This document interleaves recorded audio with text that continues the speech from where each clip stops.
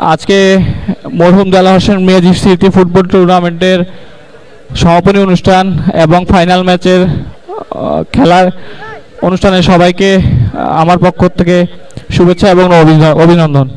আমাদের যারা অতিথি হিসেবে উপস্থিত হয়েছেন, আমাদের গণ্যমান্য রাজনৈতিক ব্যক্তিবর্গ এবং সামাজিকভাবে প্রতিষ্ঠিত ব্যক্তিবর্গ যারা আছেন, সবাইকে আমার পক্ষ থেকে শুভেচ্ছা। আমি বেশি দীর্ঘ বক্তব্য দিব না, কিন্তু আমি কিছু জিনিস বলবো। সেটা হচ্ছে যে আমাদের এই টুর্নামেন্টটি কখনো প্ল্যান করে আয়োজন করা হয়নি, হঠাৎই আমাদের এই টুর্নামেন্টে আয়োজন করা হয়েছে। তো আমরা যতটুকু পেরেছি, আমাদের পক্ষে সম্ভব হয়েছে, আমরা চেষ্টা করেছি। তো আমাদের যদি কোনো ভুলভ্রান্তি থেকে থাকে তাহলে আমাদের ক্ষমাসুন্দর দৃষ্টিতে দেখবেন। আর আমাদের আয়োজক কমিটিকেও আমি জানাই অসংখ্য ধন্যবাদ। আমাদের প্রশাসনের উচ্চ পর্যায়ের ব্যক্তিবর্গগণ কিছুক্ষণ পর মাঠে এসে উপস্থিত হবেন। তো সবাইকে সুশৃঙ্খলভাবে খেলাটি উপভোগ করার জন্য আমি আহ্বান জানাবো। এবং আমাদের স্পন্সর হিসেবে যারা আছেন সকলকে আমি আবারও ধন্যবাদ জানাবো। এবং এর সাথে আমি আমার বক্তব্য শেষ করব।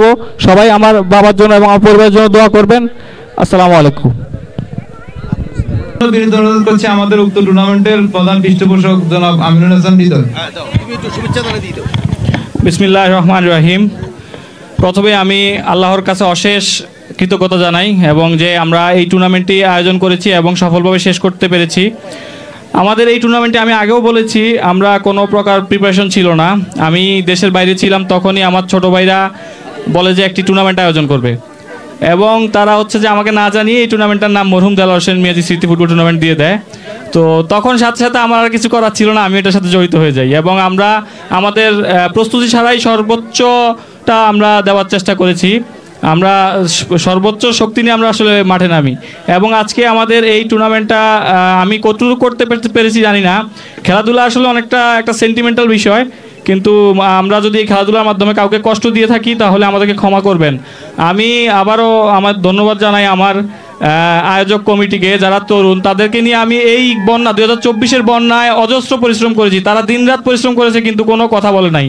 তারা অনেক যারা বন্যায় আক্রান্ত হয়েছেন তাদের ঘরে ঘরে সহযোগিতা পৌঁছে দিয়েছে এবং এই টুর্নামেন্টেও তারা গত 3 দিন ধরেও পরিশ্রম করেছে এবং পরিশ্রম করে গেছে পুরো টুর্নামেন্ট ব্যাপী।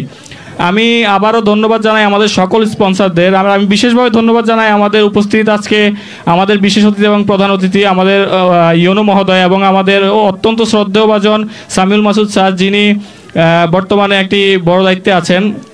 ওনার জন্য আমি অসংখ্য ওনাকে ধন্যবাদ জানাবো। উনি এত ব্যস্ততার মাঝেও শাহরাস্তির মানুষের প্রতি ভালোবাসায় এবং আমার বাবার প্রতি শ্রদ্ধা থেকে উনি এখানে এসে উপস্থিত হয়েছেন।